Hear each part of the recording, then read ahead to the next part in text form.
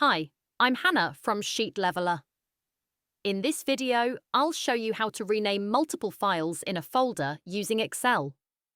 Step 1. Open Command Prompt in the folder. In File Explorer, click in the address bar where the folder path is shown. Type Command and press Enter. This opens Command Prompt in that exact folder. Step 2. List the files. In Command Prompt, type dia/b, then press Enter. This displays all the file names in the folder. Step 3. Copy file names into Excel.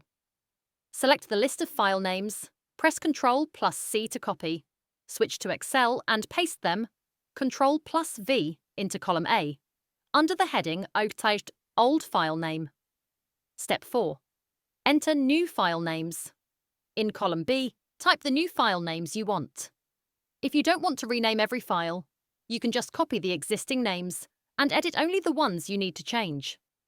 Step 5. Generate rename commands. The template I've provided, link in the description, automatically creates the text you need to run in Command Prompt based on your new names. Copy that generated text with Ctrl+C. Step 6. Run the rename commands. Go back to Command Prompt. Paste the commands with Ctrl+V. You may see a small warning. Just confirm the paste. Close Command Prompt, and your files should now be renamed. And that's it. Bulk renaming files quickly with Excel and Command Prompt. I'm Hannah from Sheet Leveler. If you found this useful, please give the video a thumbs up, subscribe, and I'll see you in the next one.